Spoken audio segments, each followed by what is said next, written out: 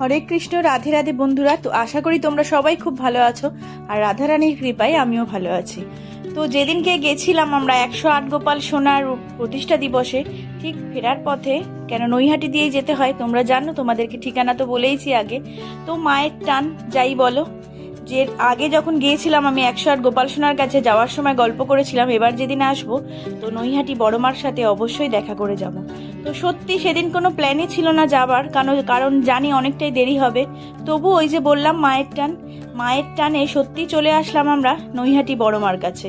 তো দেখো লেখাই আছে, ধর্ম হোক যার যার, বড়মা সবার। সত্যিই তাই, আমি ভাবতেই পারিনি যে আজকে এইভাবে অজান্তেই আমার চলে আসবো আমি বড়মার এখানে। তো এসে তো দেখছি শনিবার ছিল, যেহেতু প্রচুর ভিড়, ভাবছিলাম অনেক দেরি হয়ে যাবে, কারণ আমার ছোট বাচ্চা আছে ঘরে রেখে এসেছি, অনেকটা দেরি হবে। সেই কারণে আমি লাইনে যেতে চাইছিলাম না, যে এত ভিড় কতক্ষণ দেরি হবে। কিন্তু যে দিদিদের সাথে গেছিলাম দিদিরা বললো তো চলো তাড়াতাড়ি হয়ে যাবে, লাইন খুব তাড়াতাড়ি যায়। সত্যি লাইনে দাঁড়ালাম, আর তোমরা দেখতেই পাচ্ছ, দেখো গোপুসোনাও চলে এসেছে কিন্তু আমার সাথে দেখা করতে। আমি ওই গোপুসোনার টানে গোপুসোনার কাছেই চলে গেছিলাম দেখা করতে, গোপুসোনাও বেরিয়েছে ঘুরতে। তো দেখতেই পাচ্ছ তোমরা কতটা লাইন পড়েছে। তো চলো তোমাদেরকে দেখাই, আমার সাথে সাথে তোমরাও দর্শন করো নৈহাটি বড়মার, যেই বড়মা কিনা প্রচণ্ড জাগ্রত, সবার কথা উনি শোনেন মন থেকে প্রার্থনা করলে, যদিও বা সব ভগবানই আমাদের সমস্ত কথা শুনবেন। তো সেরকমই এই নৈহাটির বড়মার কথাও শোনা আছে যে উনি মনের সমস্ত কথা শোনেন। দেখো পাশের দোকানেও অনেক রকমের ঠাকুরের ফটো বিক্রি হচ্ছিল।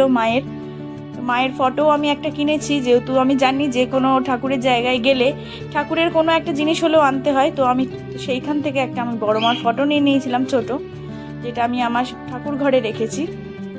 তো এই ভিড় ঠেলে আমরা যাচ্ছি, তোমরা এখনও যারা আসোনি তারা অবশ্যই ঘুরে যেও সময় করে।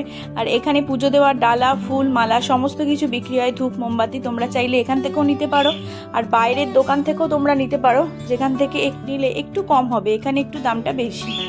তো দেখো প্রচণ্ড ভিড়, ঢুকবো আমরা কিন্তু ভিড় প্রচণ্ড।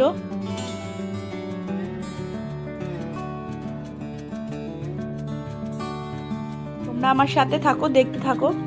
বড়মাকে তোমরাও দর্শন করো, যাদের এখনো যাওয়ার সুযোগ হয়নি তাদের জন্য বলছি তোমরাও দর্শন করে নাও।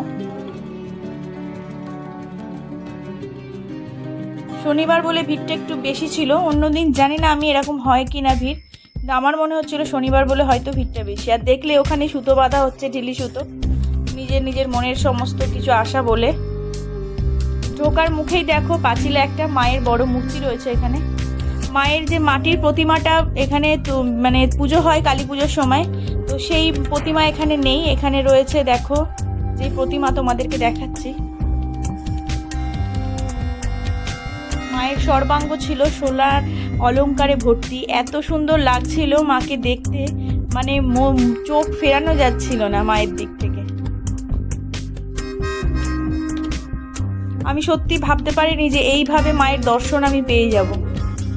আমরা যে কজন গেছিলাম তার মধ্যে একটা ছোট্ট বাচ্চা ছিল, যে এখানে সবসময় বারবার বলছিল মাসি চলো না নৈহাটির বড়মার কাছে চলো না।